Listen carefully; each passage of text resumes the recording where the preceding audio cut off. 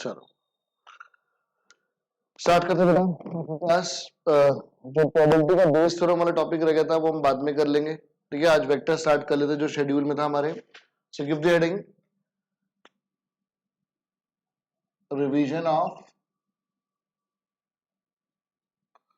Vectors.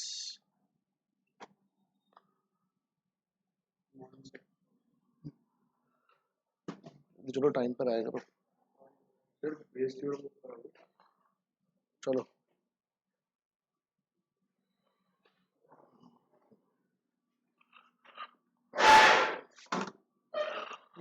अब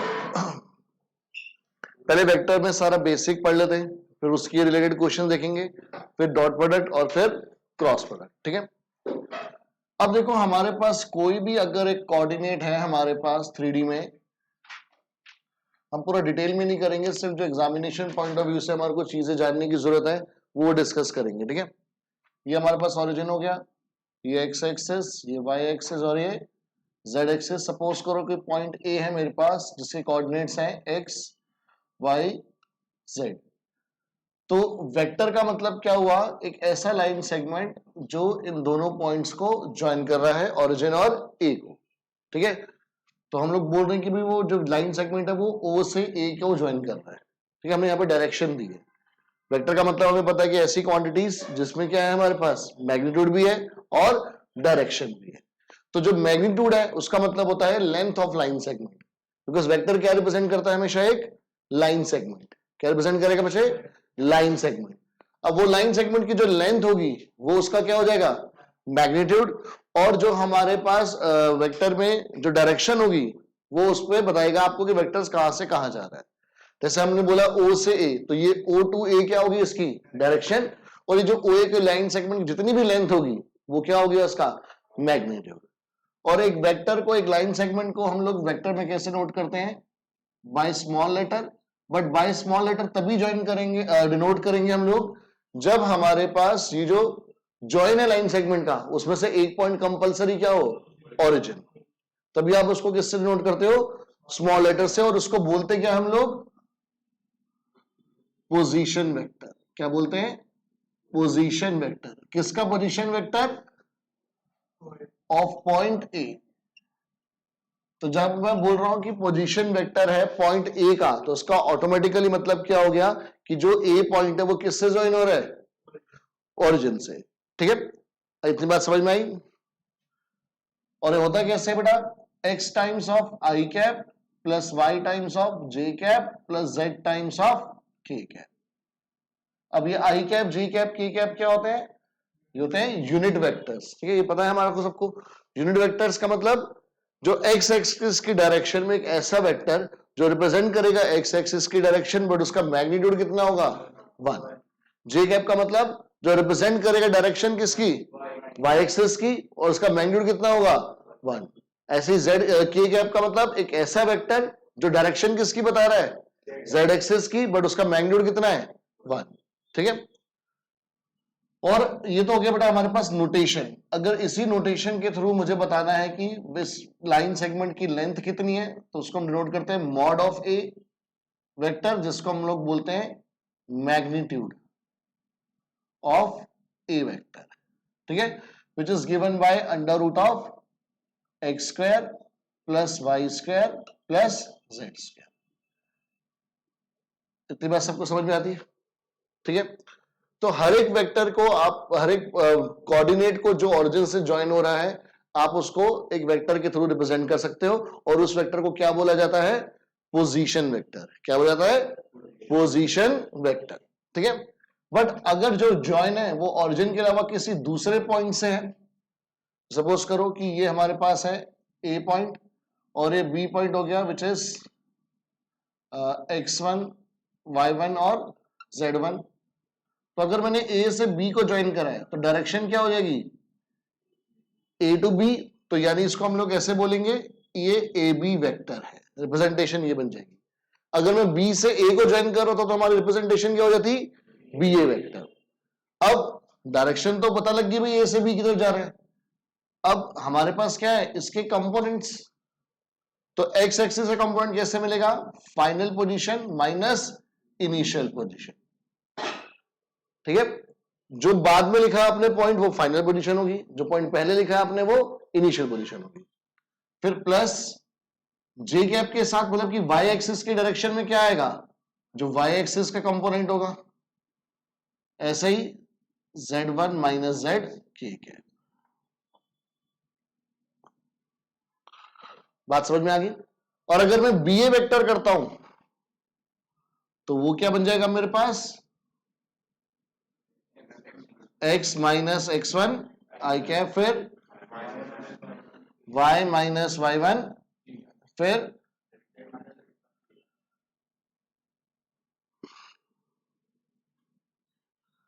आई बात समझ में।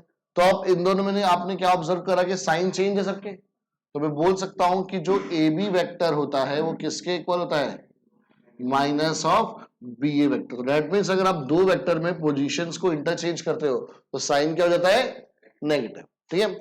जैसे जो ए वेक्टर है अगर आप इसको ऐसे भी लिख सकते हो कि it is also equal to O A vector, because असली ज्वाइन किसको करा है हमने, ओ से ए को करा है। आई बात समझ में, पक्का, ठीक है। और यहीं से हमारे पास एक ट्राइंगल लॉ भी आता है। ट्राइंगल लॉ क्या कहता है हमारे को,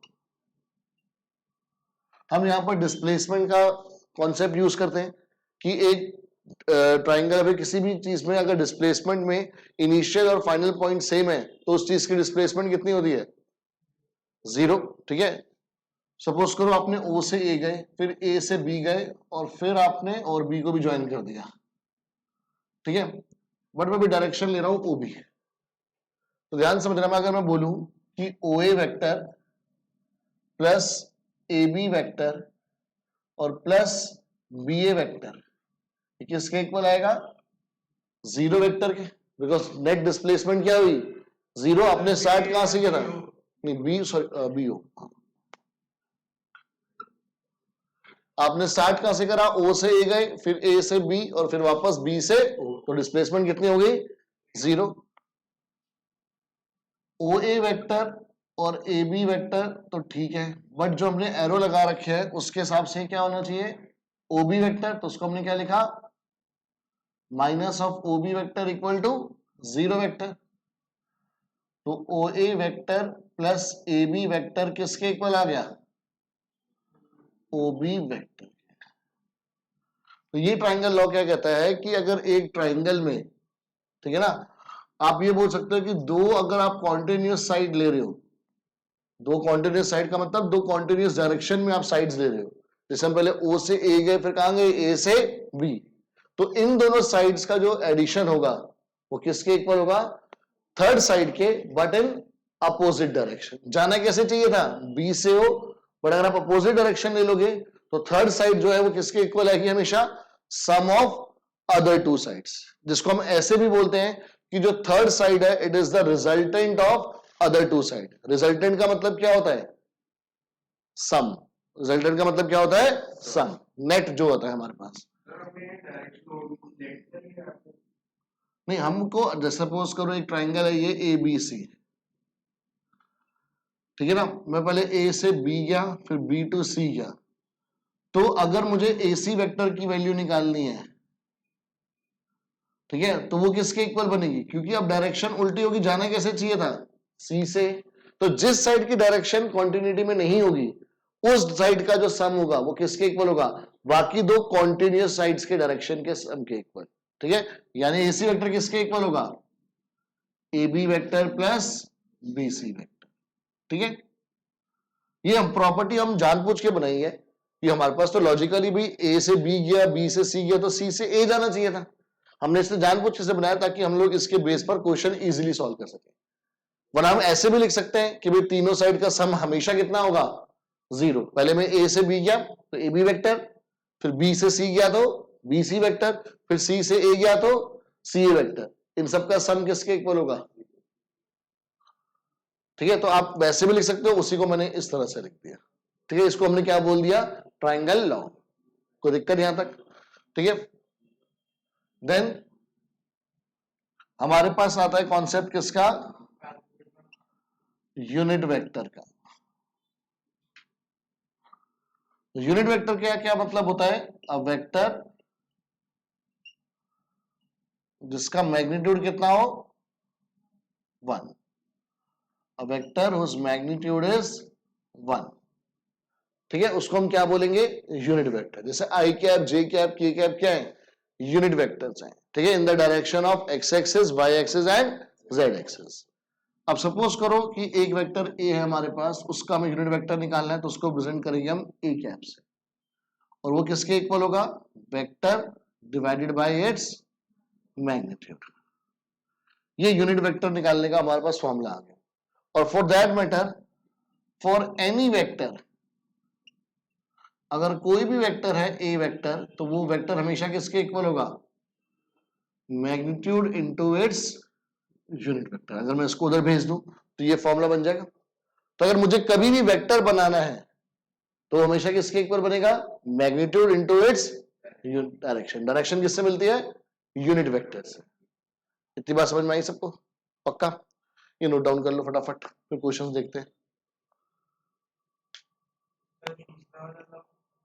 कौन सा बेटा? वो भी आएगा, बाद में करेंगे।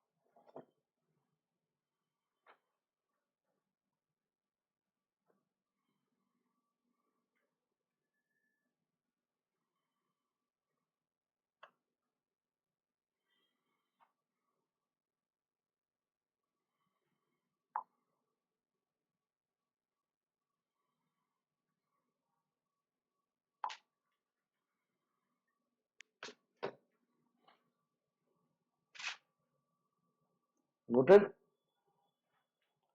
सब नोट कर लिया? चलो जल्दी करो।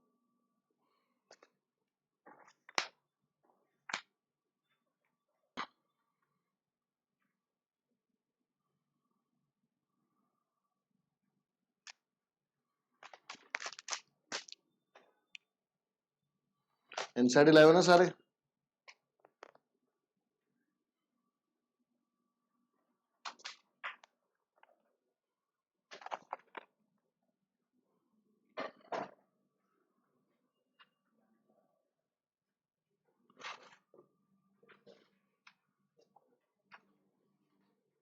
कर लिए नोट सबने?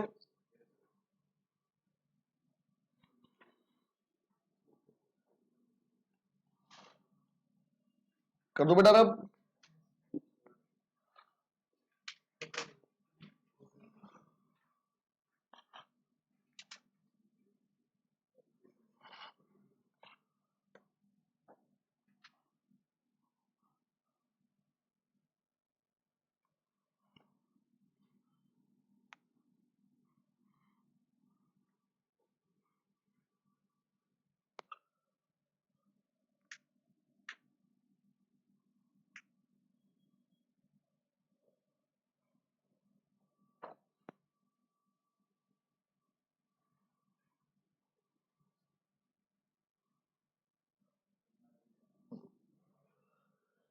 अब जैसे एग्जांपल 7 है हमारे पास, क्वेश्चन पढ़ो सारे। क्या बोला है कि find a vector in the direction of vector A vector equal to i cap minus 2 j cap that has magnitude 7 units. तो अब आपको गिवन क्या है कि एक ए वेक्टर है जिसकी वैल्यू है आई कैप माइनस 2 जे कैप। ठीक है, और साथ में क्या बोला गया आपको एक नया वेक्टर निकालना है आपको जिसका मैग्नीट्यूड कितना है 7। तो हमने क्या करा, लेट रिक्वायर्ड वेक्टर भी, उसको नाम दे दिया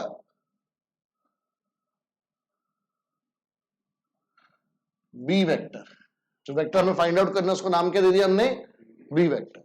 सो देयरफॉर बेटा हमें इस बी वेक्टर का मैग्नीट्यूड दे रखा है 7, तो यानी मॉड बी दे रखा है 7, ठीक है। अब हमारे को वेक्टर नहीं दे रखा, वेक्टर फाइंड आउट करना है। तो हमारे को फॉर्मूला पता है कि किसी भी वेक्टर को अगर मुझे बनाना है तो वो वेक्टर किसके इक्वल होगा, उसके मैग्नीट्यूड इनटू उसके यूनिट वेक्टर के। सो दैट इंप्लाइज कि भाई बी वेक्टर किसके इक्वल होगा, 7 टाइम्स ऑफ बी कैप। अब क्वेश्चन में बाहर को जो वेक्टर फाइंड आउट करना है बी वेक्टर, उसकी डायरेक्शन क्या दे रखी है,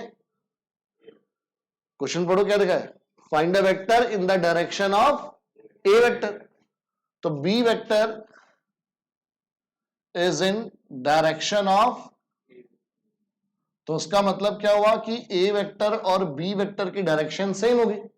बी वेक्टर की डायरेक्शन किससे मिली थी, बी कैप से, तो ए वेक्टर की डायरेक्शन किससे मिलेगी, ए कैप से। सो दैट इंप्लाइज मैं लिख सकता हूं कि बी वेक्टर किसके इक्वल होगा, 7 times of A cap. Now A cap निकालने का फॉर्मूला हमारे को पता है, vector divide by its magnitude. Vector कितना है हमारे पास और इसका मैग्नीट्यूड कितना आ जाएगा, अंडर रूट ऑफ 1 का स्क्वायर प्लस -2 का square. So therefore A cap कितना आ गया हमारे पास, 1 by root 5 i cap -2 by root 5 j cap. So therefore जो रिक्वायर्ड वेक्टर है बी वेक्टर वो किसके इक्वल आ गया, 7 टाइम्स ऑफ वो था ए कैप, तो 7 by root 5 i cap -14 by root 5। बेटा इसमें कोई भी डाउट हो तो प्लीज बताओ एक बार। क्वेश्चन क्लियर है सबको, पक्का, चलो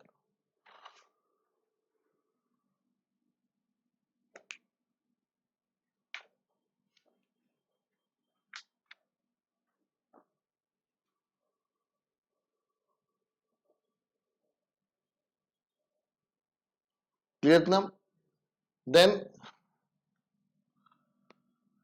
अगर हम बात करें कि addition and subtraction of vectors,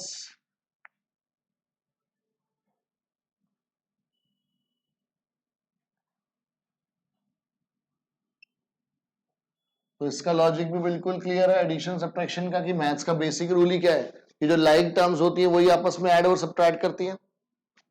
तो अगर हमारे पास ए वेक्टर है a1 आई कैप प्लस b1 जे कैप प्लस c1 के कैप, और अगर बी वेक्टर है a2 आई कैप प्लस b2 जे कैप प्लस c2 के कैप, देन ए वेक्टर प्लस बी वेक्टर किसके इक्वल हो जाएगा, आई वाला आई से ऐड हो जाएगा, जे वाला जे से ऐड हो जाएगा, और के वाला के से ऐड हो जाएगा। इसमें तो कोई डाउट नहीं किसी को। सिमिलरली अगर A vector minus B vector हो तो क्या होगा, ए वाला आई वाला आई से सब्ट्रैक्ट हो जाएगा प्लस जे वाला जे से और प्लस के वाला के से, तो सेम कंपोनेंट्स आपस में ऐड या सब्ट्रैक्ट होंगे। और इसी में ही अगर ए वेक्टर इक्वल आ गया बी वेक्टर के, सो दैट मींस जो लाइक कंपोनेंट्स है वो क्या हो जाएंगे, इक्वल। तो a1 किसके इक्वल आ जाएगा, a2 के, ये दोनों आई कंपोनेंट है। b1 किसके इक्वल आ जाएगा, क्योंकि दोनों ही क्या है, जे के कंपोनेंट, और c1 किसके इक्वल आ जाएगा, c2 के, क्योंकि दोनों क्या है, के कंपोनेंट है। इतनी बात समझ में आती है सबको, यहां तक कोई डाउट। फिर हमारे पास बेटा एक कॉन्सेप्ट आता है कि डायरेक्शन रेशियोज क्या होते हैं एक वेक्टर के, direction ratios of a vector. तो अगर हमारे पास कोई एक वेक्टर है A vector which is equal to में A I cap plus B J cap plus C K cap, तो डायरेक्शन रेशियोज जो होते हैं जिसको हम dr से नोट करते हैं, उसका मतलब हो गया सिंपली i, j और k के जो कोफिशिएंट्स हैं वो क्या होते हैं, ठीक है। और इसी में ही कॉन्सेप्ट आता है हमारे पास किसका, डायरेक्शन कोसाइंस का, जिसको हम डीसीज बोलते हैं। तो डायरेक्शन कोसाइंस रेशियो से डायरेक्शन कोसाइन निकल सकते हैं अगर आपको वेक्टर गिवन है तो वही अगर ए वेक्टर है हमारे पास A I cap plus B J cap plus C K cap, तो डायरेक्शन कोसाइंस जो होते हैं उनको हम डिनोट करते हैं एल एम एन से, ठीक है। वेयर एल किसके इक्वल होगा, आई का कंपोनेंट अपॉन में मैग्नीट्यूड, एम किसके इक्वल होगा, जे कंपोनेंट अपॉन मैग्नीट्यूड, और एन किसके इक्वल होगा, सी कंपोनेंट अपॉन मैग्नीट्यूड, ठीक है। और इसी में हमारे पास एक प्रॉपर्टी आती है कि जो तीनों डायरेक्शन रेशियोज हैं, डायरेक्शन को साइंस है, उनका स्क्वायर करके जो सम आएगा वो हमेशा कितना आएगा, 1। आप वेरीफाई भी करके देख सकते हो, ठीक है। बट अगर आपको वेक्टर की वैल्यू नहीं गिवन, ठीक है ना, इफ एक वेक्टर है ए वेक्टर, हमें वैल्यू नहीं दे रखी, मेक्स वो अल्फा बीटा और गामा एंगल बना रहा है किसके साथ, कोऑर्डिनेट एक्सिस के साथ, मतलब ये x हो गई, y हो गई और ये z हो गई, ये अगर ओरिजिन है, सपोज करो कि कोई एक ऐसे एक ए वेक्टर है, ठीक है ना, जो x एक्सिस के साथ अल्फा, y एक्सिस के साथ बीटा और z एक्सिस के साथ गामा एंगल बना रहा है, ठीक है। तो हमारे पास डायरेक्शन कोसाइंस हो जाते हैं, direction cosines of A vector तब हो जाते हैं cos alpha, cos beta, cos gamma. तो यानी कि मैं ये भी बोल सकता हूं कि एल किसके इक्वल होगा, कॉस अल्फा के, और वो किसके इक्वल होगा, A upon under root A square plus B square plus C square. Similarly M के लिए भी और सिमिलरली एन के लिए, ठीक है ना। और जो ये प्रॉपर्टी थी, अब यही प्रॉपर्टी हमारी क्या बन जाएगी कि cos square alpha plus cos square beta plus cos square gamma किसके इक्वल आएगा, 1 के इक्वल आएगा, ठीक है। तो ये आपका पूरा डायरेक्शन रेशियो और कोसाइन वाला कॉन्सेप्ट हो, ठीक है। कभी आपको बोले एंगल फाइंड आउट करना है जो एक वेक्टर बना रहा है एक्स एक्सिस के साथ, तो मतलब क्या फाइंड आउट करना है, अल्फा, तो आप ये वाला फॉर्मूला यूज करोगे। अगर बोले कि भाई एंगल बताओ जो वेक्टर फाइंड आउट कर बना रहा है जेड एक्सिस के साथ, तो आप क्या फाइंड आउट करोगे, गामा, और कॉस गामा उस समय किसके इक्वल हो जाएगा, C upon under root A square plus B square plus C square, ठीक है। ये भी नोट डाउन कर लो सारा।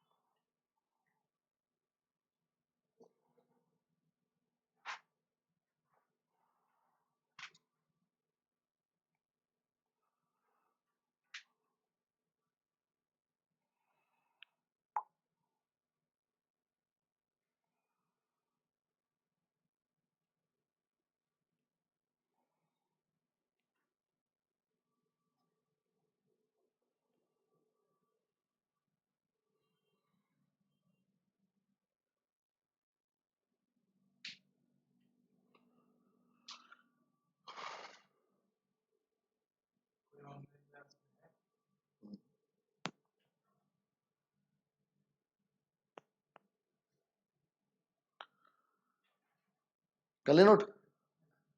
अब क्वेश्चन देखते हैं बेटा इसमें,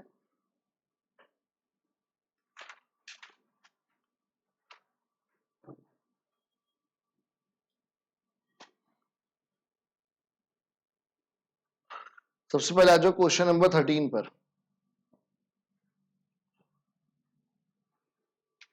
कर लिया बेटा नोट ये वाला? हाँ, फर्स्ट एक्सरसाइज।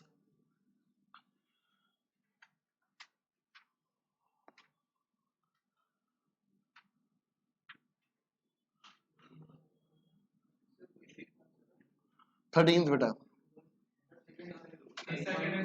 ओ सॉरी, हाँ फर्स्ट में तो थ्योरी वाला है। देखो बेटा, क्वेश्चन नंबर 13 में बोला क्या है?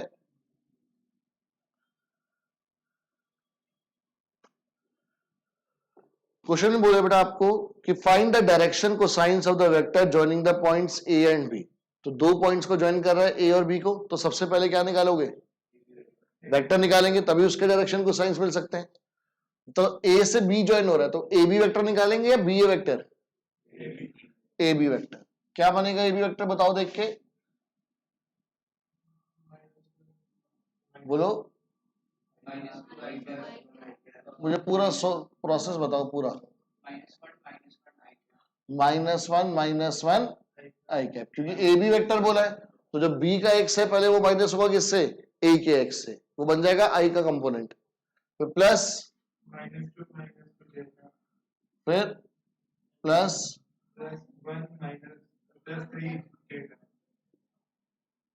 ठीक है। So therefore A B vector किसके इक्वल आ गया?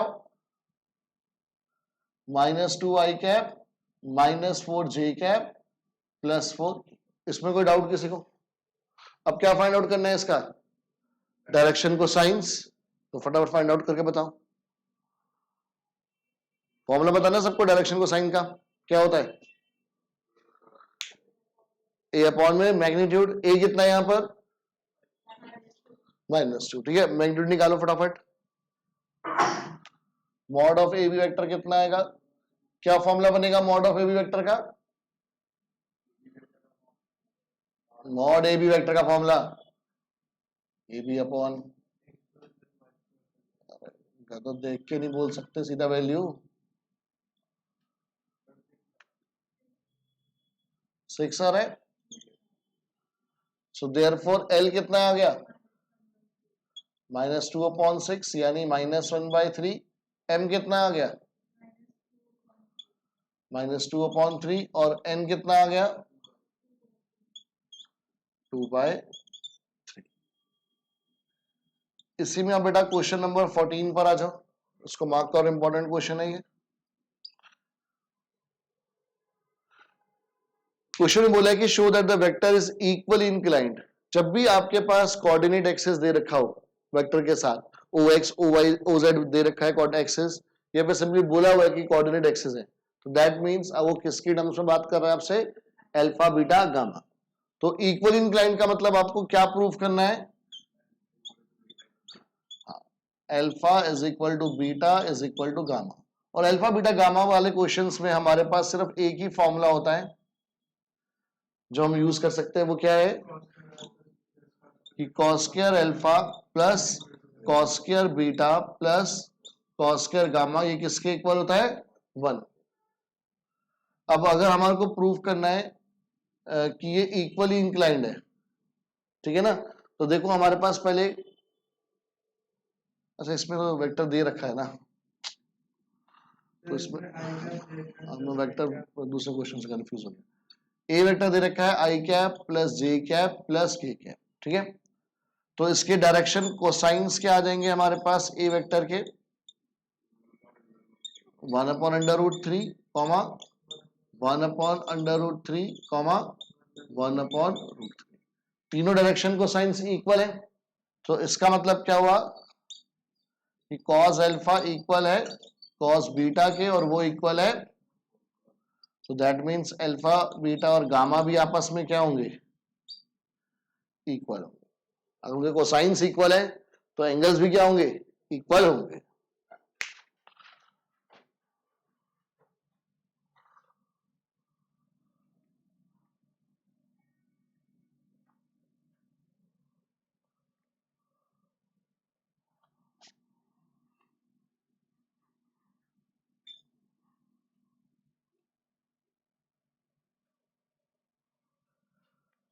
यहां तक कोई दिक्कत बचे?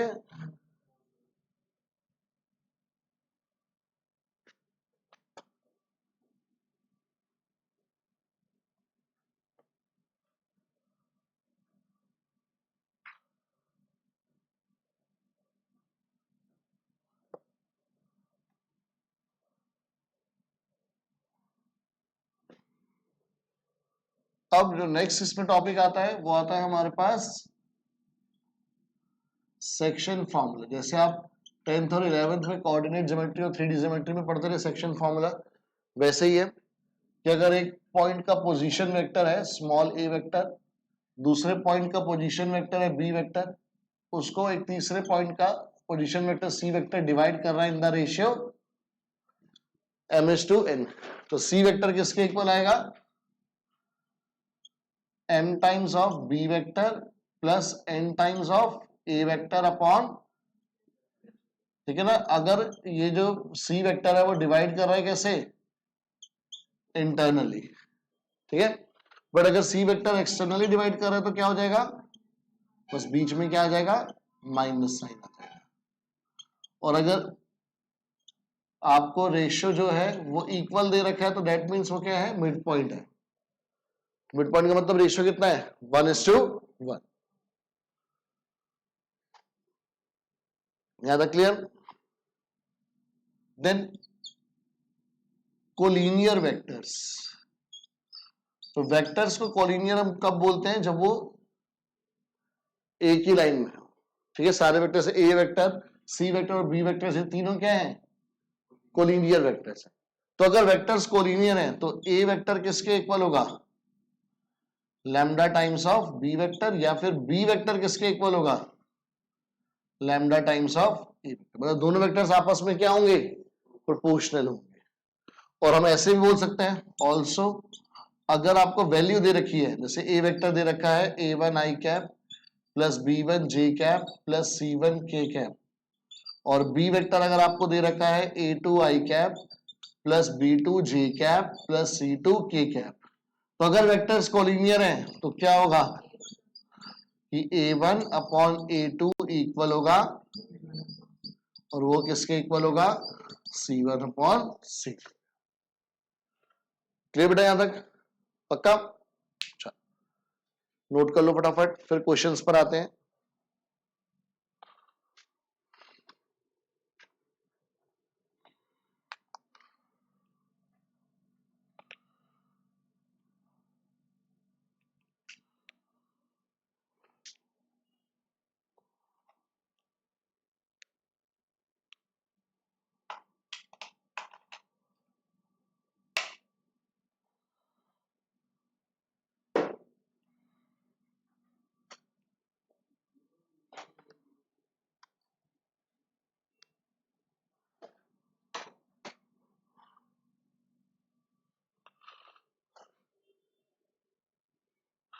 अब इसके लिए क्वेश्चन बेटा देखो 15th क्वेश्चन है, डायरेक्ट क्वेश्चन है बहुत। एक बार क्वेश्चन पढ़ लो कि find the position vector of a point R, मतलब आपको स्मॉल आर वेक्टर निकालना है, ठीक है। एक मिनट,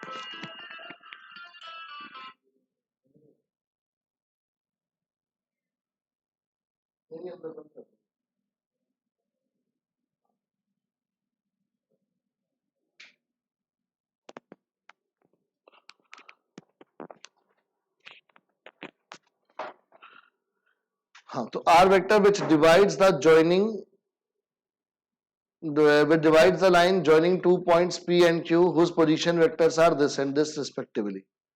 तो P small p वेक्टर और Q वेक्टर दे रखा है, आपको R वेक्टर निकालना है, एक बार इंटरनली के लिए एक बार एक्सटर्नली। द नेक्स्ट क्वेश्चन में मिड पॉइंट बोला हुआ है, ठीक है। तो पहले पॉइंट्स दे रखे हैं, पॉइंट से वेक्टर बना लोगे स्मॉल p और स्मॉल q। मिड पॉइंट अगर रेशियो कितना लेके चलोगे? 1:1, और इंटरनली होगा एक्सटर्नली होगा? मिड पॉइंट यानी हमेशा क्या होगा? बीच में होगा, तो इंटरनली होगा, ठीक है। अब आपको शो करना है कि वो vertices of right angle triangle है, तो हमने क्या करना है? पाइथागोरस सेटिस्फाई करानी है। तो बट हमें नहीं पता कि कौन सा एंगल 90 डिग्री का बनेगा। तो आप पहले ये देखो, जब भी बेटा ट्राइंगल वाला क्वेश्चन आए, कि जो क्वेश्चन में आपको वेक्टर्स दे रखे हैं वो जो ए बी सी साइड्स हैं उनके पोजीशन वेक्टर दे रखे हैं या साइड्स के वेक्टर दे रखे हैं? उसने क्वेश्चन ध्यान से पढ़ो, show that the points A B and C with position vectors. तो ये ध्यान रखना है, उसमें बहुत गलती हो जाती है। तो जब भी ट्राइंगल वाला क्वेश्चन हो, जरूरी नहीं कि राइट एंगल वाला क्वेश्चन, कोई भी ट्राइंगल वाला क्वेश्चन हो, तो उसमें आपको ए वेक्टर दे रखा है आपको, ठीक है, ऐसे बी वेक्टर की वैल्यू दे रखी है और सी वेक्टर की वैल्यू दे रखी है आपको, ठीक है। तो आपको पहले साइड्स निकालनी पड़ेगी, तो आपको पहले क्या फाइंड आउट करना पड़ेगा? A B vector. और अगर दोनों के पोजीशन वेक्टर पता है तो ए बी वेक्टर कैसे मिलेगा हमारे को? फाइनल वेक्टर का पोजीशन, फाइनल पॉइंट का position vector minus initial point का पोजीशन वेक्टर, ठीक है। फिर आप क्या फाइंड आउट करोगे? यहां से इसका मैग्नीट्यूड फाइंड आउट करोगे। ऐसे तीसरी साइड के लिए, दूसरी साइड के लिए, तीसरी साइड के लिए करोगे। फिर किन्हीं दो साइड्स का स्क्वायर, क्योंकि हमें नहीं पता कि बी पर ही 90 डिग्री बनी, तो हमने ऐसे बना दिया। हमें नहीं पता कि बी पर 90 बन रहा है या सी पे बन रहा है या ए पे बन रहा है। तो किन्हीं दो साइड्स के स्क्वायर का सम किसके इक्वल आना चाहिए? थर्ड साइड के इक्वल आना चाहिए। कोई से भी दो हो सकती है वो, जरूरी नहीं कि भाई A B plus B C होगा बिकॉज हमारे पास हाइपोटेन्यूज ए सी है। ये तो हमने सिर्फ रेफरेंस के लिए बनाया है, वो कुछ भी हो सकता है, ठीक है। अगर ऐसा आ गया तो इसका मतलब ये राइट एंगल ट्राइंगल है, वरना राइट एंगल ट्राइंगल नहीं। तो दिक्कत इसमें। अब ये जो हमारे पास एमसीक्यू 18 वो देखो ध्यान से, इसमें से क्या होगा पहले ये बताओ, कौन सा सही होगा? विच of the following is not true, तो कौन सा सही नहीं है आपको ये बताना है। तो देखो, क्या A B plus B C plus C है, जीरो होगा? यस। तो फिर क्या A B plus B C और माइनस ए सी जीरो होगा? यस, डायरेक्शन उल्टी कर दी, सी ए की तो माइनस ए सी हो गया। देन क्या A B plus B C minus C equal to zero होगा? वो तो प्लस सी होना चाहिए था, तो यानी गलत कौन है? थर्ड ही है। फिर अगर ए और बी आपके पास कोलिनियर वेक्टर हैं, तो which of the following are incorrect, कौन कौन से इसमें से इनकरेक्ट है? तो क्या बी वेक्टर इक्वल होगा लैम्डा टाइम्स ए वेक्टर के, अगर कोलिनियर है तो? यस। क्या ए वेक्टर इक्वल होगा प्लस माइनस बी वेक्टर के, बिकॉज इस समय लैम्डा क्या बन गया? प्लस माइनस, तो ये भी कंडीशन आ गई। तो क्या जो ए और वेक्टर और बी वेक्टर है वो प्रोपोर्शनल नहीं होंगे? जो कंपोनेंट्स होंगे क्या वो प्रोपोर्शनल होंगे या नहीं होंगे? होंगे। तो यानी गलत कौन सा हो गया? सी वाला गलत हो गया। इतनी बात क्लियर है सबको? 17 वाला करो, खुद करो, ए वेक्टर निकालो कितना आ रहा है, करो सारे एक बार। ए बी बी सी और सी तीनों वेक्टर निकाल के मुझे वैल्यू बताओ कितनी आ रही है।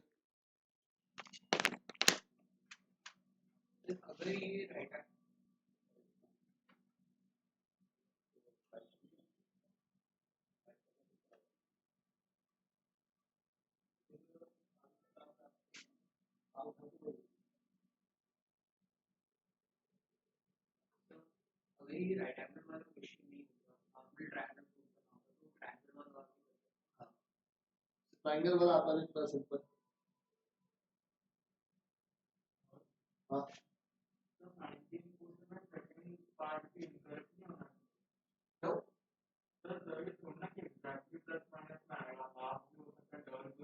अब A vector equal to plus one हो सकता है ना?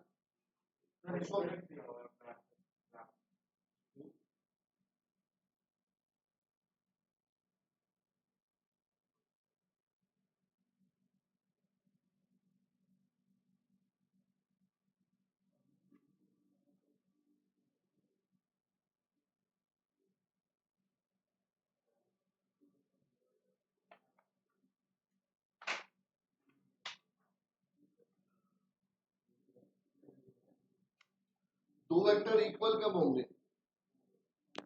जब वो कोइंसाइड करेंगे। भाई दो वेक्टर इक्वल कब होंगे? जब उनका मैग्नीट्यूड भी सेम होगा और वो कोइंसाइड करेंगे। अगर कोइंसाइड कर रहे हैं तो क्या उनको कोलिनियर नहीं बोल सकते? और अगर नेगेटिव है तो मतलब एक इस तरफ जा रहा है एक इस तरफ जा रहा है, बट क्या एक लाइन में नहीं जा रहे? तो गलत कैसे हो गया है? चेक करो सबकी बुक में पीछे बी पार्ट गलत दे रखा है क्या?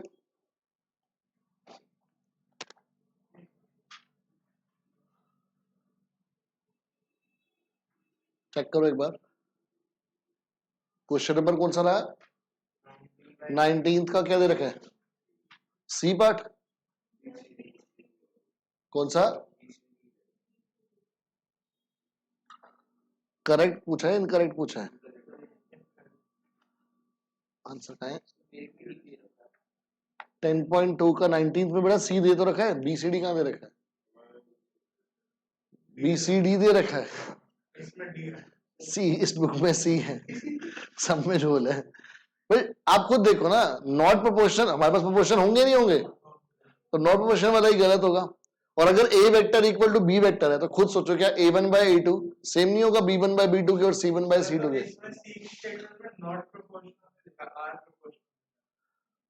अच्छा तो उसमें करेक्ट होगा?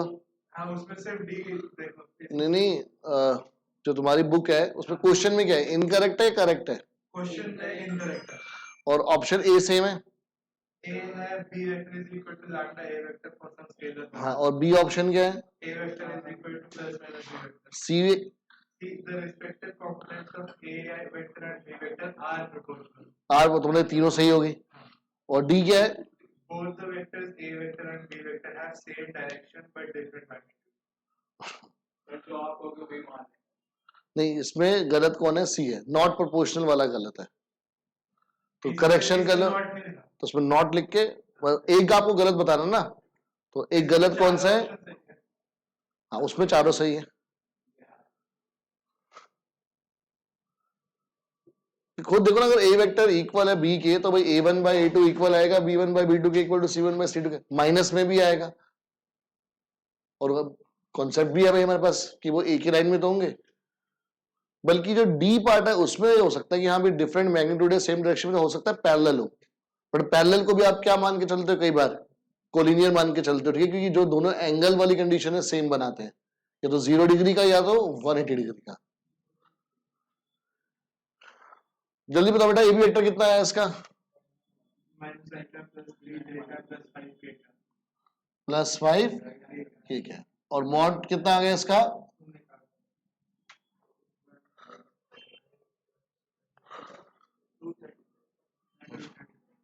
√35। ऐसे बेटा अपना बीसी वेक्टर कितना आ गया? सिर्फ मैग्नीट्यूड बता दो मुझे। √14 और मॉड एसी वेक्टर या सी वेक्टर जो मर्जी बोल दो,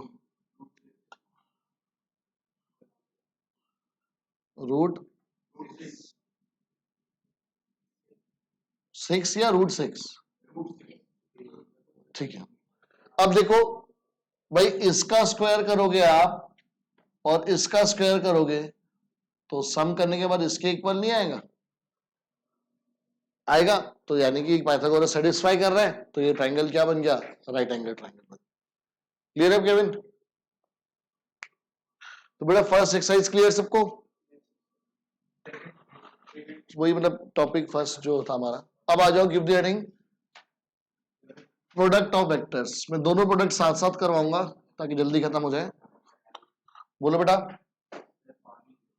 पानी बेटा किचन से ले लो।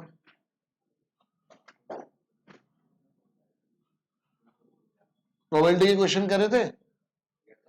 अगर कोई भी डाउट वगैरह है, इंडिविजुअल डाउट के लिए शाम को 6 से 7 आ जाना, ठीक है। जो भी प्रोबेबिलिटी में डाउट्स आए या फिर घर जाके अगर वेक्टर करोगे उसमें कोई भी डाउट आए, सिर्फ डाउट्स के लिए, इंडिविजुअल डाउट्स के लिए कि ये क्वेश्चन सर करा दो, ये क्वेश्चन नहीं आता, ठीक है, तो कोई क्लास नहीं होगी, सिर्फ डाउट्स के लिए। कितने बजे आ जाओ?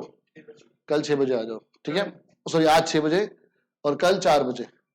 और MWF में 6 to 7 आ जाओ और TTS में, हाँ कल थोड़ी जल्दी भी रख सकते हैं, कल 3D करना है ना तो उसमें टाइम लगेगा, तो कल जल्दी आ जाओ, कल 11 से 2 आ जाओ, कल 3 घंटे आ जाओ, बीच में ब्रेक ले लेंगे 15-20 मिनट का, ठीक है ना। कल 11 से 2 आ जाओ। हाँ 2 3D पूरा खत्म कर देंगे।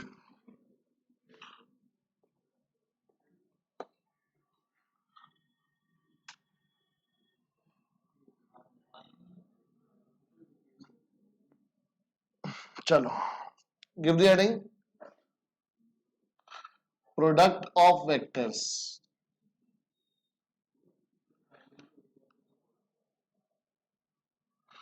Give the heading product of vectors. ठीक है, तो बेटा प्रोडक्ट हमारे पास दो टाइप का होता है, एक होता है scalar product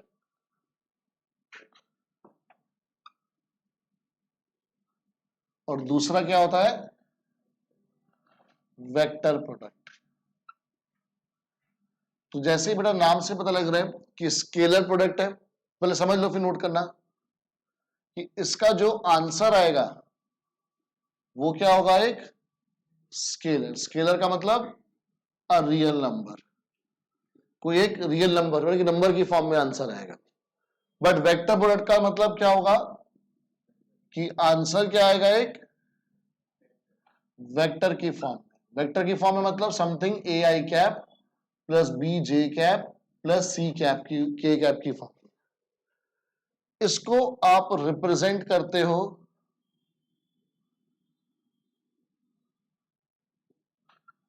A vector dot B vector से।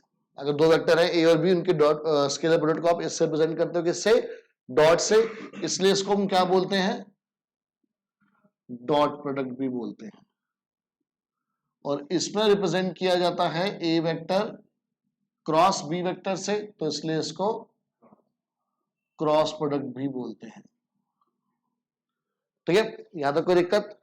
अब अगर ए और बी हमारे पास आपस में दो वेक्टर हैं सच दैट कि वो एंगल बना रहे हैं थीटा, तो जो ए वेक्टर डॉट बी वेक्टर है उसका फॉर्मूला होता है mod A mod B cos theta. ठीक है, और जो आप क्रॉस प्रोडक्ट फाइंड आउट कर रहे हो तो वो हो जाएगा mod A mod B sine theta into N cap. ठीक है, तो जो इसका आंसर होगा वो एक रियल नंबर होगा जो कुछ रिप्रेजेंट नहीं करेगा। बट वेक्टर प्रोडक्ट का आंसर हमेशा क्या होगा, एक वेक्टर, बट ऐसा vector which is perpendicular to both A vector and B vector. ये कैसा वेक्टर होगा जो आंसर होगा, जो ए और बी दोनों की क्या होगा, परपेंडिकुलर होगा। ठीक है, अब अगर आपको ए वेक्टर की वैल्यू गिवन है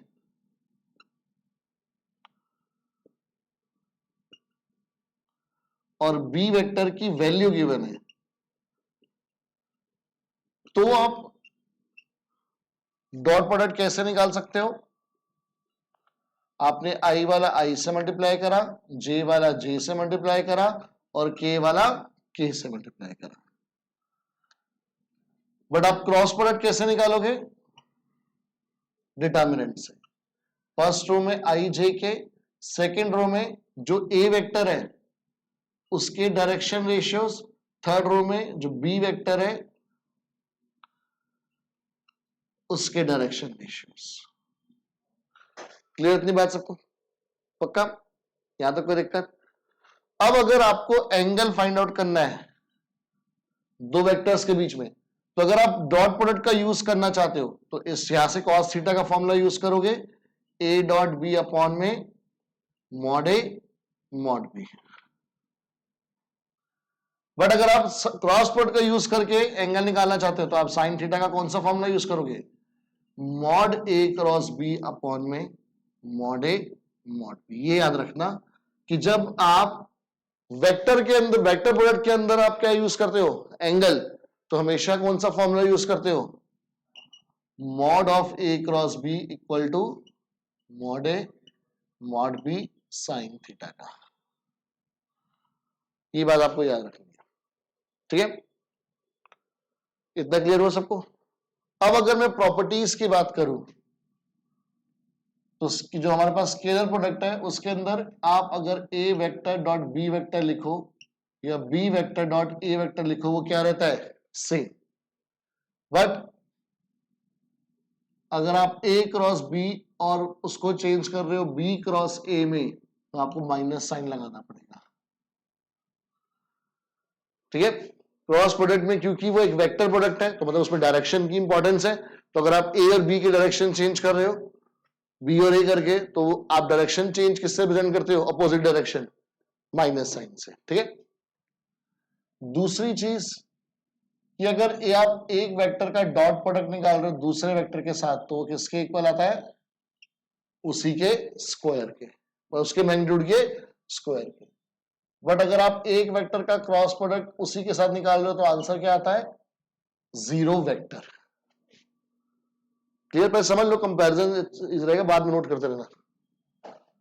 इसी तरह से अगर आप आई डॉट आई कर रहे हो, जे डॉट जे कर रहे हो और के डॉट के कर रहे हो, वो सभी के मैग्नीट्यूड का स्क्वायर आएगा, और क्योंकि यूनिट वेक्टर है तो इनका मैग्नीट्यूड का स्क्वायर कितना बनेगा?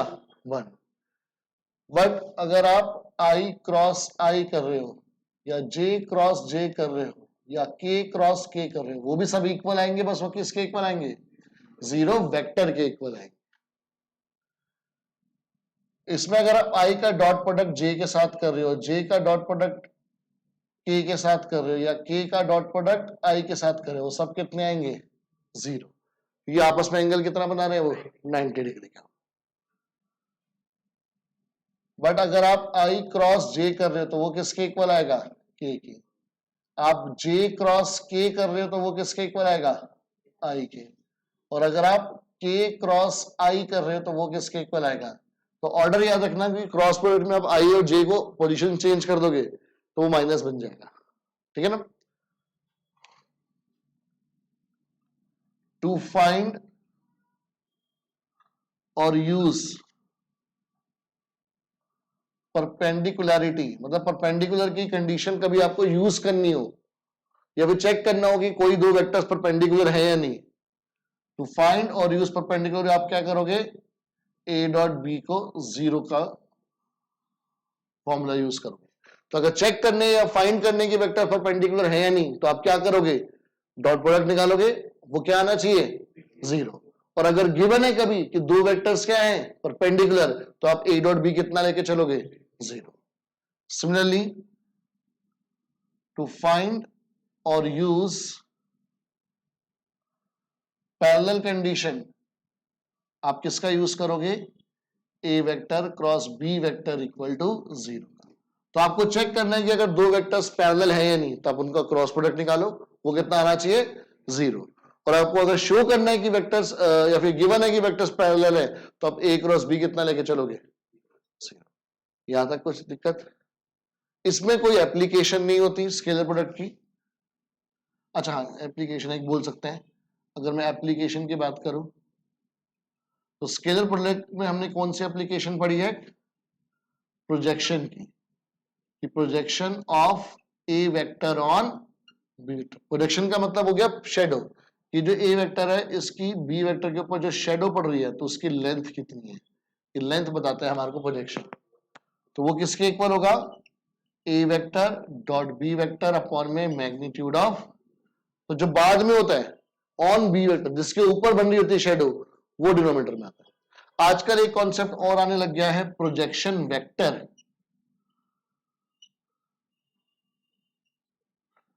ठीक है ना, projection vector of A vector on B vector. तो प्रोजेक्शन वेक्टर पूछा तो क्या बन जाएगा? ए डॉट बी अपॉन में मैग्नीट्यूड ऑफ बी इंटू में क्या बन जाएगा? B cap. ठीक है,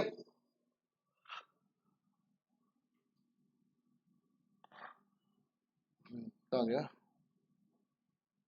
अगर मैं इधर एप्लीकेशन की बात करूं तो इसमें पहली एप्लीकेशन क्या होती है हमारे पास? Area of triangle ABC. तो आप एक ट्राइंगल का एरिया निकाल सकते हो by cross product of any two sides. किसी भी दो साइड का क्रॉस प्रोडक्ट करो, उसका मैग्नीट्यूड निकालो और उसका हाफ कर दो, तो आपको क्या मिल गया? उसका एरिया। इसी तरह से एरिया ऑफ पैरेललोग्राम भी निकाल सकते हैं आप। कैसे? Magnitude of A cross B where A and B are adjacent sides of parallelogram. याद रखना ए और बी क्या होने चाहिए? Adjacent sides. और एक फॉर्मूला और, half mod d1 vector cross d2 vector, where d1 vector and d2 vector are what? Diagonal vectors. तो यहां पर एक पैरेललोग्राम में एक बात समझने की जरूरत पड़ जाती है, कि अगर ये पैरेललोग्राम की एडजेसेंट साइड है ए वेक्टर और बी वेक्टर, तो उसका ये डायगोनल होगा, ठीक है ना। ये D1 वेक्टर ले लिया हमने, तो जो फर्स्ट डायगोनल होता है वो किसके इक्वल होता है हमेशा, ए वेक्टर प्लस बी वेक्टर, और सेकंड जो डायगोनल होता है वो किसके इक्वल होता है, A vector minus B vector. आप ट्राइंगल लॉ के हिसाब से निकाल सकते हो भाई, ए प्लस बी क्योंकि कॉन्टिन्यूस डायरेक्शन में, तो वो किसके इक्वल आएगा, D1 के इक्वल आएगा। ट्राइंगल लॉ लग गया इसके अंदर। अब देखो ध्यान से, अगर ये बी वेक्टर है, ये क्या होगा, गलत, minus A vector, because direction उल्टी होगी। और ये क्या होगा, सोचो, ये क्या होगा हमारे पास, माइनस बी वेक्टर, ठीक है। और ये होगा हमारे पास D2 वेक्टर। तो ध्यान से समझो, ये माइनस बी वेक्टर प्लस ए वेक्टर, ये किसके इक्वल आ गया, D2 वेक्टर, सॉरी ऐसे आएगा उल्टी डायरेक्शन में नीचे की तरफ। तभी इन दोनों का सम किसके इक्वल हुआ, D2 के। तो D2 क्या आ गया आपका, ए माइनस बी नहीं आ गया, ठीक है। तो अगर पैरेललोग्राम के डायगोनल्स निकालने हो तो वो हमेशा क्या होते हैं, एक होता है ए प्लस बी और दूसरा क्या होता है, और ए और बी क्या होती है, एडजेसेंट साइड्स पैरेललोग्राम। बात समझ में आई। तो बेटा फॉर्मूले वाइज सिर्फ इतना ही है वेक्टर, सारे फॉर्मूले आपने लिख लिए इसके, ठीक है। अब क्वेश्चंस प्रैक्टिस करने हमने, उसके लिए पहले ये नोट कर लो फटाफट।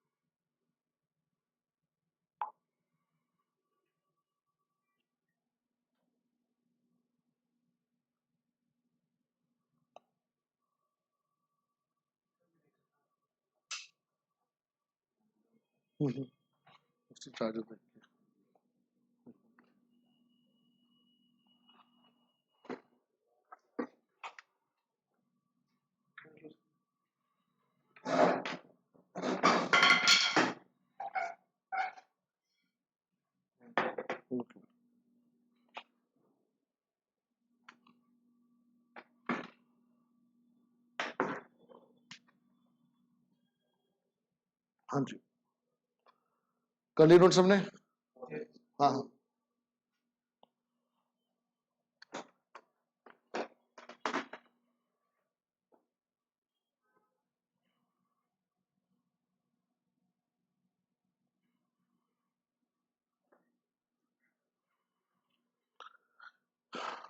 अब क्वेश्चन पर आ जाओ सबसे पहले, अगर नोट कर लिया तो।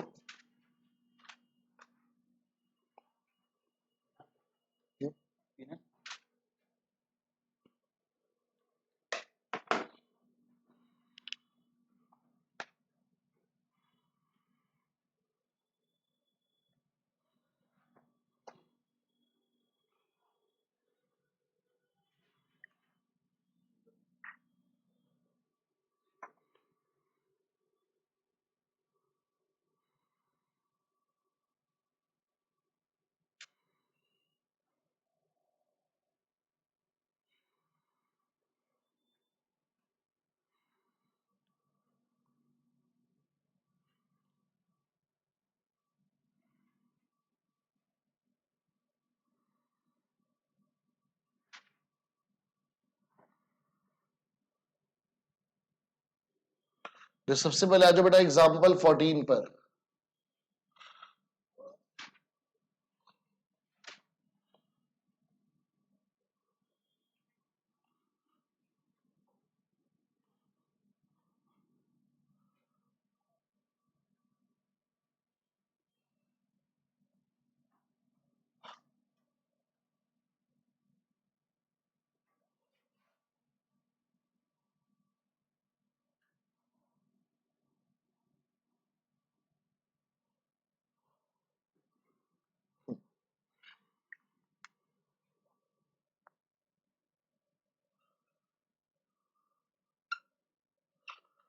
एग्जाम्पल 14 में क्या दे रखा है कि फाइंड एंगल थीटा, ठीक है, between the two vectors A और बी। अब आपको एग्जाम में थोड़ा पता होगा ये डॉट प्रोडक्ट वाला क्वेश्चन है या फिर क्रॉस प्रोडक्ट वाला क्वेश्चन है, ठीक है। बट अगर आप डॉट प्रोडक्ट यूज करोगे तो पहले क्या करोगे, सबसे पहले क्या करोगे, अगर डॉट प्रोडक्ट का यूज करके एंगल निकालना है तो क्या करोगे, सबसे पहले क्या निकालोगे, ए डॉट बी। कैसे निकालोगे ए डॉट बी, कितना है साथ साथ बोलते जाओ,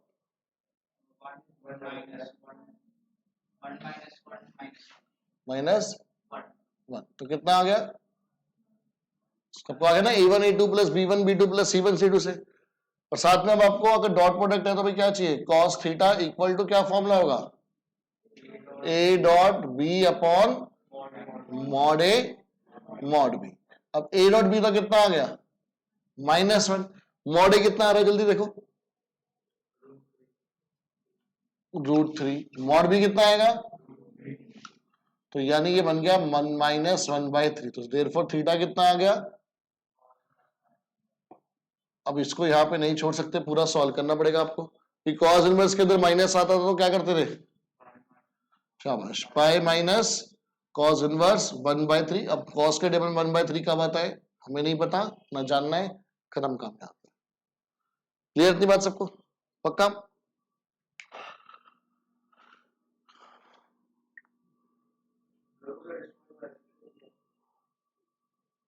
क्या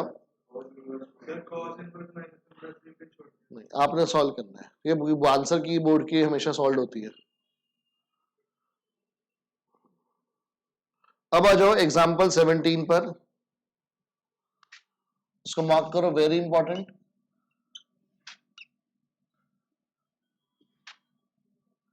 एग्जाम्पल 17 में बेटा आपको फाइंड आउट करना है magnitude of A vector minus B vector. तो यहां पर एक ट्रिक जो आपको पहले भी सिखाई हुई है कि कभी भी किन्हीं 2 या 3 वेक्टर्स के एडिशन या सब्ट्रैक्शन का मैग्नीट्यूड निकालना है। दिमाग में क्या रखना है, किन्हीं भी 2 या 3 वेक्टर के एडिशन या फिर सब्ट्रैक्शन का मैग्नीट्यूड। मॉड किसका, कितने वेक्टर्स का, 2 या फिर 3 भी हो सकते हैं, ठीक है। तो कई बार एडिशन और सब्ट्रैक्शन मिक्स भी आ सकते हैं, और कब, जब आपको वेक्टर्स ना गिवन हो, ठीक है। तो ये दोनों बातें याद रखनी है। पहली बात क्या याद रखनी है, बोलो भाई, पहली बात क्या है, मैग्नीट्यूड किसका, एडिशन और सब्ट्रैक्शन ऑफ 2 और मोर वेक्टर्स। कब, जब उनकी वैल्यूज गिवन ना हो। ये अगर वैल्यूज गिवन हो तो पहले आप a प्लस बी तो आराम से निकाल सकते हो, a माइनस बी भी निकाल सकते हो, फिर मैग्नीट्यूड निकालने के लिए बचा क्या।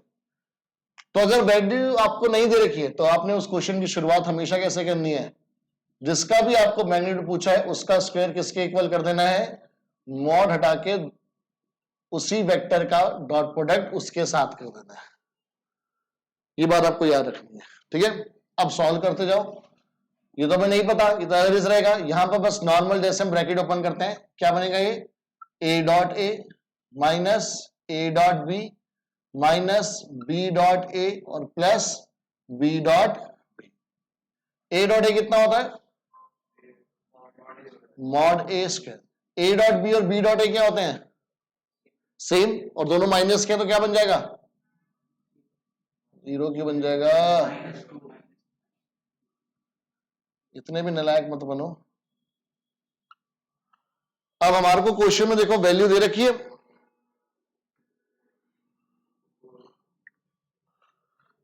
मॉड ए कितना दे रखा है हमारे को 2, तो ये कितना हो गया 4। ए डॉट बी कितना दे रखा है, तो कितना हो जाएगा, और मॉड बी कितना है, तो कितना हो जाएगा ये, तो कितना हो गया ये, 13 माइनस 8 कितना हो गया 5। तो that means magnitude of A minus B किसके इक्वल आ गया, खत्म क्वेश्चन। ठीक है, इतनी बात समझ में आई। अगर ये कॉन्सेप्ट समझ में आया है तो जल्दी से आ जाओ।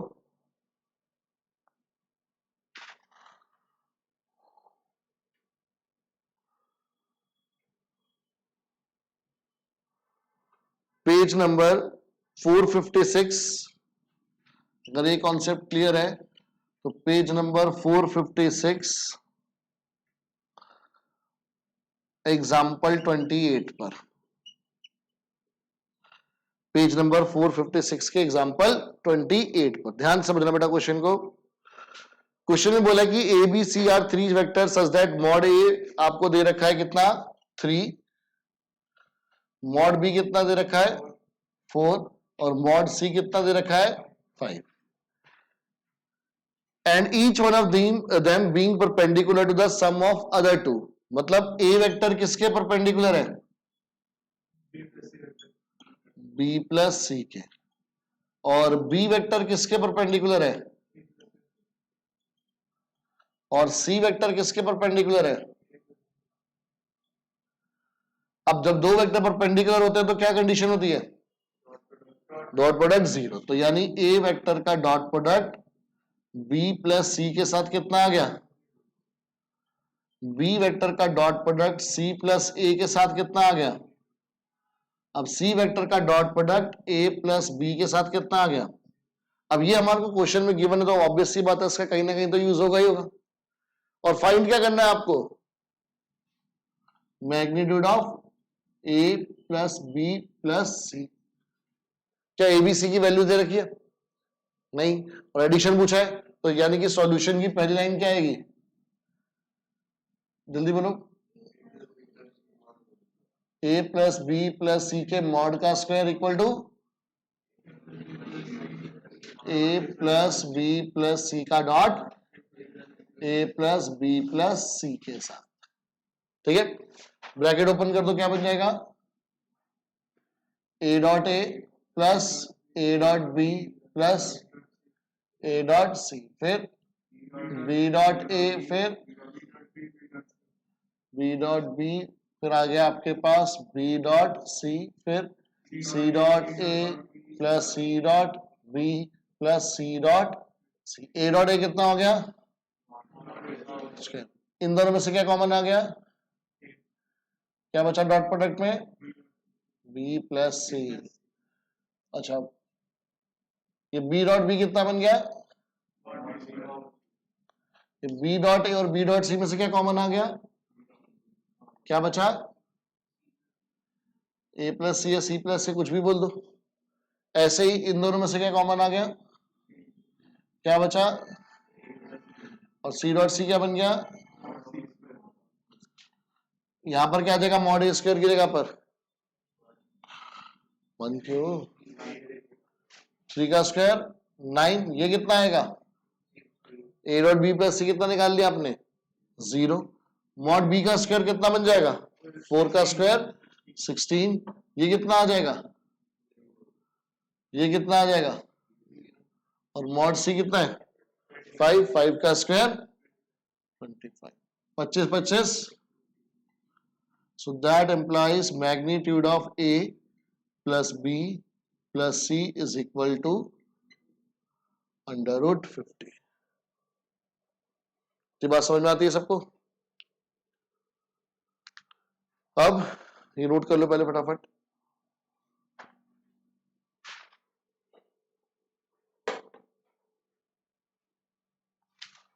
तुम्हें से बायो वाले कौन कौन है, जिनका बायो का भी पेपर है, एक ही है, और इको वाले 2 ही है, और वो फिजिकल वाले, ओ बाप, तो फिजिकल के लिए पढ़ रहे हो, तो यार अभी लगा दो जो 28 तक तो पूरा मैथ्स पे फोकस रखो। तो स्कूल वाले भी ले रहे हैं, ये अच्छी बात है। तो सर कहाँ से आ गए तुम्हारे स्कूल में, अच्छा फिजिकल की, मैथ्स की क्लासेस ले,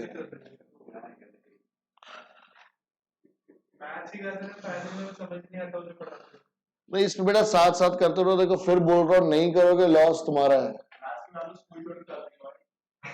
सोनिया मलिक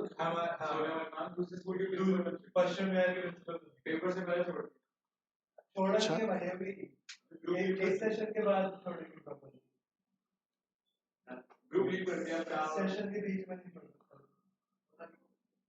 ये स्पेशल केस है, सेशन तो खत्म हो चुका है। अप्रैल में सेशन करता है हम। स्कूल में फीस दी है अप्रैल की? स्कूल वाले कहते हम नहीं जानते तुम्हारा, कागजों पे चल रहे हो तुम, कागजों पे। अभी बेटा पेपर हुआ नहीं है, रुक जा।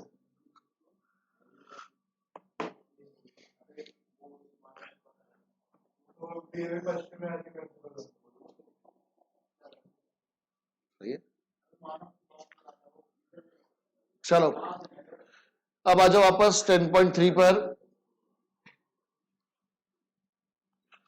ठीक है, एक करके बेटा सारे क्वेश्चन डिस्कस कर देंगे, बिकॉज इसके सारे क्वेश्चन एनसीईआरटी में तो बहुत आसान है। ठीक है, ध्यान से देखो फर्स्ट क्वेश्चन। फर्स्ट क्वेश्चन में क्या बोला है कि find the angle between the vectors. तो बेटा सेम क्वेश्चन हो गया जो अभी हमने करा था, ए डॉट बी भी दे रखा है और मॉड ए मॉड बी भी दे रखा है। ठीक है, डायरेक्ट क्वेश्चन है बिल्कुल। Find the angle between the vectors, second question same है। थर्ड क्वेश्चन है projection of A on B. ठीक है, तो पहले क्या निकालेंगे, ए डॉट बी कितना आएगा, ए डॉट बी जल्दी बताओ। 0 1 माइनस 1। ठीक है, और अपॉन में बी का मैग्नीट्यूड कितना हो जाएगा, तो 0/√2 कितना आ गया, 0। ठीक है, सेम ऐसे बेटा थर्ड क्वेश्चन हो जाएगा, फोर्थ क्वेश्चन हो जाएगा। Show that each of the given 3 vector is a unit vector. Unit vector कैसे शो करेंगे, मैग्नीट्यूड कितना आना चाहिए, मैग्नीट्यूड निकाल लेंगे, पहले 1/7 मल्टीप्लाई करवा देना, तो उसका मैग्नीट्यूड निकालना। मैग्नीट्यूड निकालना आता है ना सबको, आंसर कितना आना चाहिए। Also show that they are mutually perpendicular. Mutually perpendicular मतलब कि ए किसके परपेंडिकुलर है, बी के, बी किसके परपेंडिकुलर है, और सी। तो यानी ए डॉट बी कितना आएगा, बी डॉट सी कितना आएगा, और सी डॉट ए। सिक्स पर आ जाओ, आपको फाइंड करना है मॉड ए और मॉड बी। जब आपको दे रखा है कि ए प्लस बी का dot product A minus B के साथ किसके इक्वल है, 8 के, तो ऐसे क्वेश्चन में क्या करना है आपको, सिंपली ब्रैकेट। जब भी देखो डॉट प्रोडक्ट में ब्रैकेट्स आ रहे हैं तो वहां पर कोई आपको दिक्कत नहीं है कि बस आप डॉट का सिंबल यूज करके ब्रैकेट ओपन करते जाओ।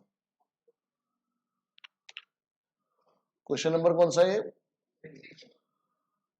10.3 क्वेश्चन नंबर 6 कि आपके पास a प्लस बी का dot product a minus B के साथ कितना है, क्वेश्चन में 8 है।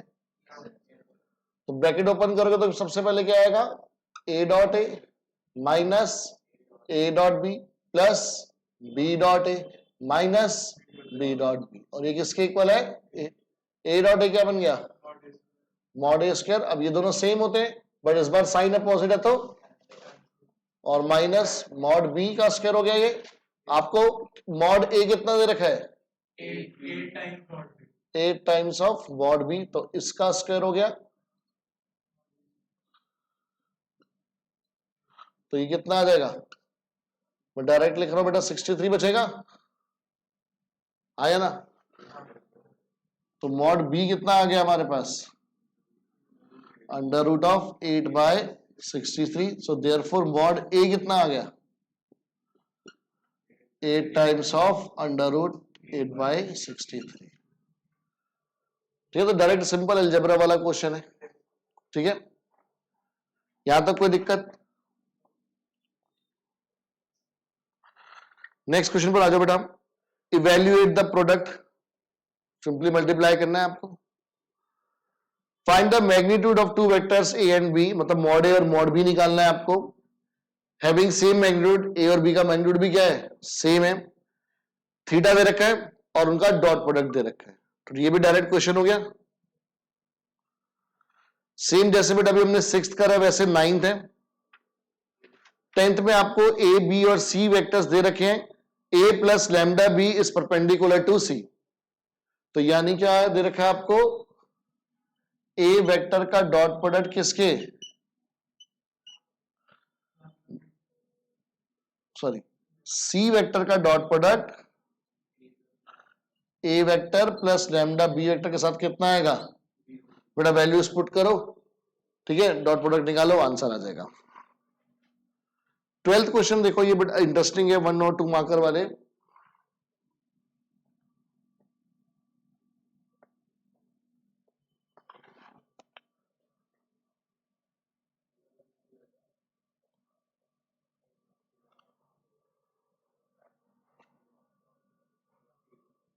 जल्दी देखो बेटा सर, आपको दे रखा है कि अगर ए डॉट ए किसके इक्वल है, 0 के, और ए डॉट बी भी 0 के इक्वल है, तो what can you conclude about B vector. तो देखो अगर A vector dot A vector 0 है, ठीक है ना, तो इसका मतलब क्या हुआ, मैग्नीट्यूड ऑफ ए का square equal to 0। So that means mod A कितना है, अगर किसी का मैग्नीट्यूड 0 होगा तो यानी कि वेक्टर भी क्या होगा, कंपलसरी, अगर किसी का मैग्नीट्यूड ही 0 है तो वेक्टर क्या होगा, 0। अब ए डॉट बी भी 0 है, तो यानी क्या है, mod A mod B cos theta equal to 0। अब या तो क्या हो सकता है कि मॉड ए 0 है, या तो क्या हो सकता है मॉड बी 0 है, या तो थीटा किसके इक्वल हो सकता है, 90 डिग्री के। तो यानी कि दोनों में कॉमन कंडीशन क्या है, so that implies A vector हमारे पास श्योर है कि क्या है, 0 वेक्टर है। बट हमारे को किसके बारे में बताना है, अब बी वेक्टर 0 हो या ना हो कुछ फर्क पड़ेगा, क्योंकि अगर ए 0 है तो रिजल्ट आएगा ही क्या हमेशा, तो यानी B vector can be any vector.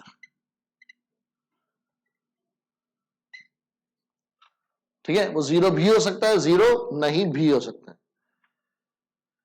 13 है आपके पास कि अगर A B C unit vector है,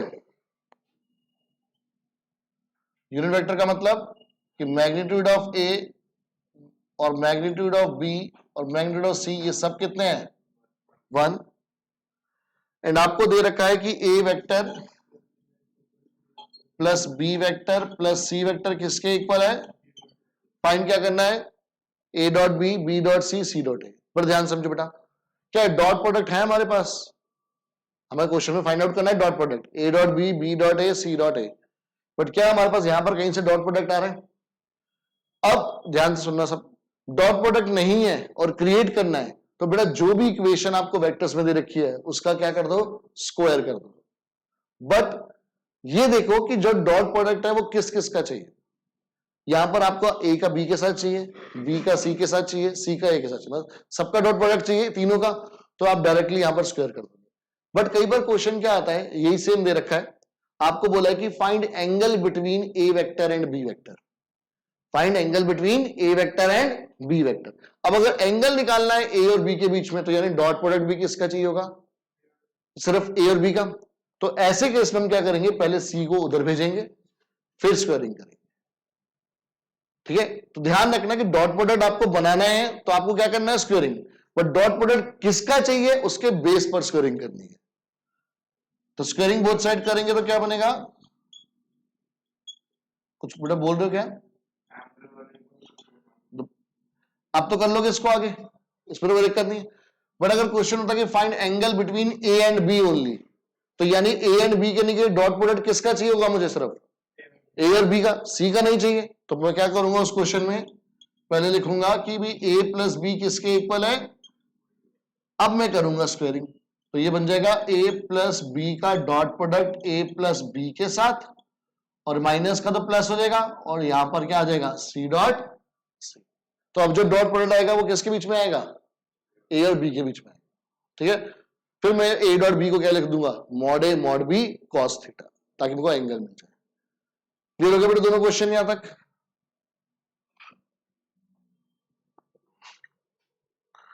सेम बेटा 14 तक कि अगर a 0 है b 0 है तो क्या a डॉट b 0 होगा, यस। अगर a 0 है या b 0 अंदर में से कोई भी 0 है तो a डॉट b कितना होगा, 0। वो पूछ रहे बट क्या कन्वर्स ट्रू है कि अगर ए डॉट बी जीरो तो क्या कंपलसरी ए या बी में से कोई जीरो होगा? जरूरी नहीं है, हो सकता है कि एंगल ही कितना हो 90 डिग्री, तो डॉट प्रोडक्ट कितना आ रहा है? जीरो। ए की भी कुछ वैल्यू है, बी की भी कुछ वैल्यू है, बट उनके डॉट प्रोडक्ट का आंसर कितना है? जीरो। तो रिवर्स ट्रू नहीं है। उसके बाद बेटा 15th हो जाएगा, चेक करना है कि वो राइट एंगल ट्रायंगल है या नहीं है। कोलिनियर पॉइंट्स की कंडीशन पता है हमारे को, ठीक है, बट 3 पॉइंट्स हैं, तो पहले 3 पॉइंट से क्या निकालेंगे? 2 वेक्टर। तो पहले ए बी वेक्टर निकालोगे, फिर बी सी वेक्टर निकालोगे, फिर a1 by a2 equal to b1 by b2 equal to c1 by c2। अगर इक्वल आ रहा है तो वेक्टर्स पॉइंट्स क्या है, वरना पॉइंट्स कोलिनियर नहीं। ठीक है, 17th भी राइट एंगल ट्रायंगल वाला है। अब नेक्स्ट एक्सरसाइज पर आ जाओ फटाफट। आपको फाइंड आउट करना है ए क्रॉस बी का मैग्नीट्यूड। तो पहले ए क्रॉस बी कैसे निकालोगे? डिटर्मिनेंट से। फर्स्ट रो में क्या आएगा? आई जे के। सेकेंड रो में क्या आ जाएगा?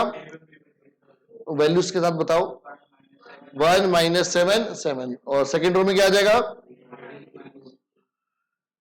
अब आपको एक ऐसा यूनिट परपेंडिकुलर वेक्टर निकालना है जो a प्लस बी और a माइनस बी के दोनों के परपेंडिकुलर।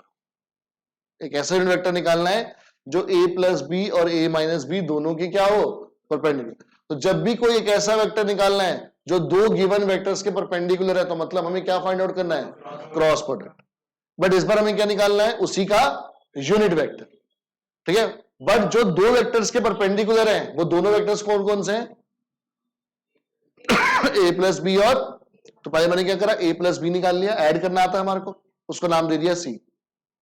फिर क्या निकाल दिया? ए माइनस बी, उसको नाम दे दिया D.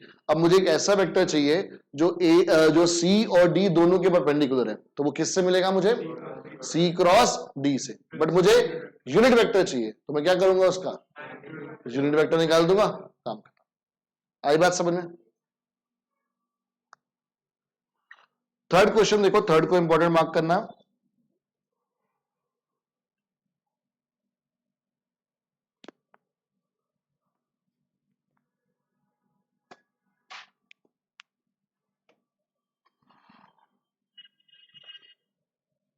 Ten 10.4 question number 3।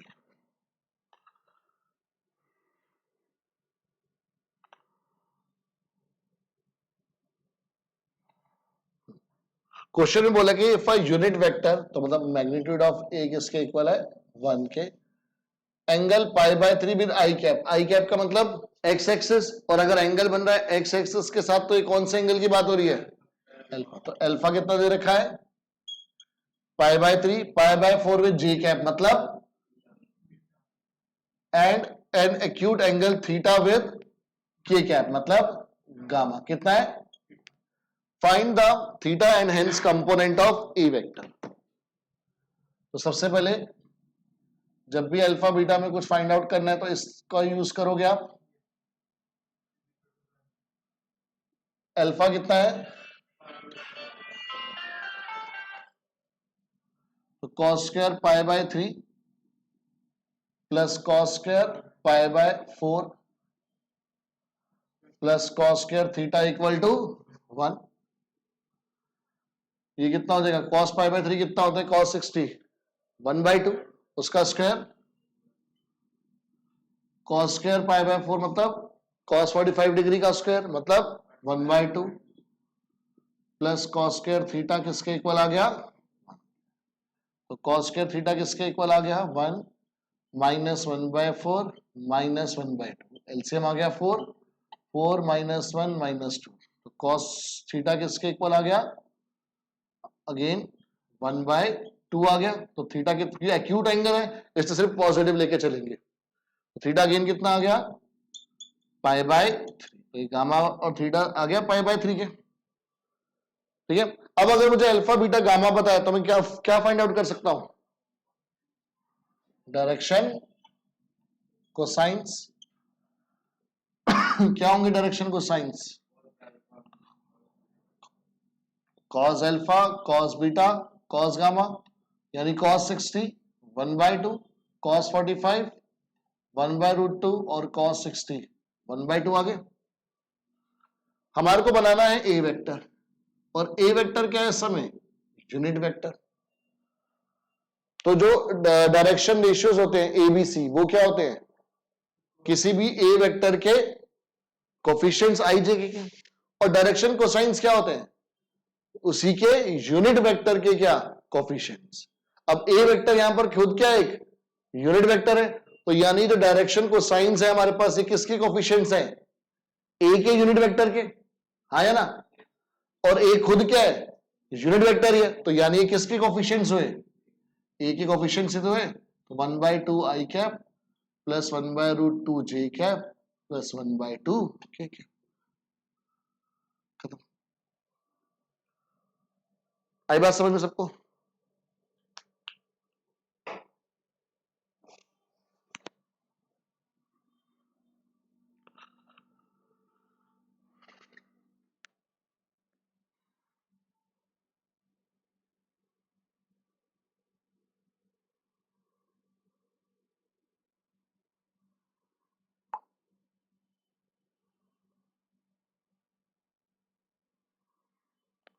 Clear बेटा? यहां तक नोटेड? कर लो कर लो।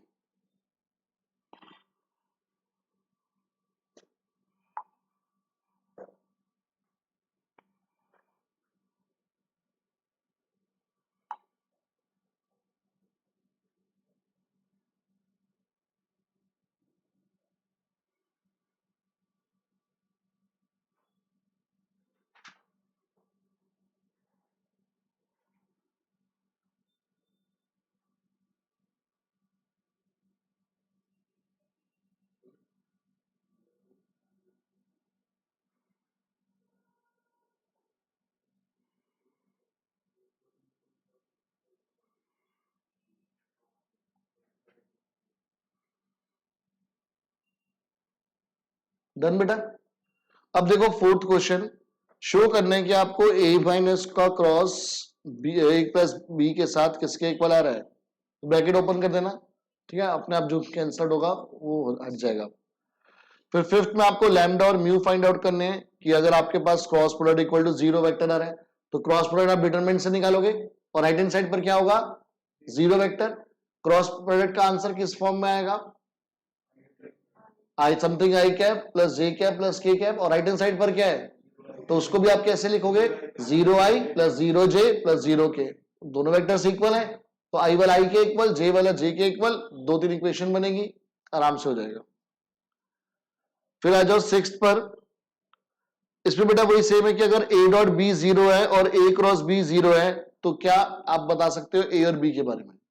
अगर देखो ए डॉट बी 0 है तो इसका मतलब क्या हुआ कि ए भी 0 हो सकता है, बी भी 0 हो सकता है, और थीटा भी क्या हो सकता है? 90 डिग्री।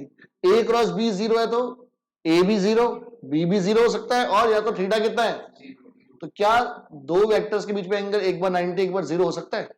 तो यानी कंपलसरी क्या है कि either mod A equal to 0 और मॉड बी इक्वल टू 0, या दोनों 0। हाँ, 7th क्वेश्चन काट दो, ऐसा नहीं आता क्वेश्चन। ऐसे करना तो कर सकते हो, वैल्यूज पुट करके डिटरमिनेंट निकालने हैं और कुछ नहीं करना।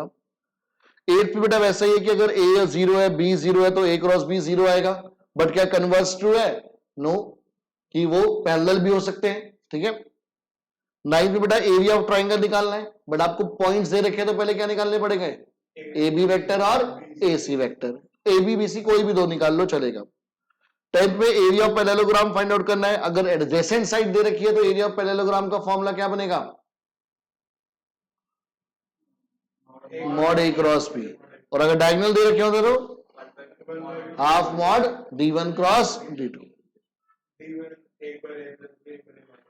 चलो, बाकी एमसीक्यू तो आने नहीं है, बट है भी डायरेक्ट है, कर सकते हो आराम से आप।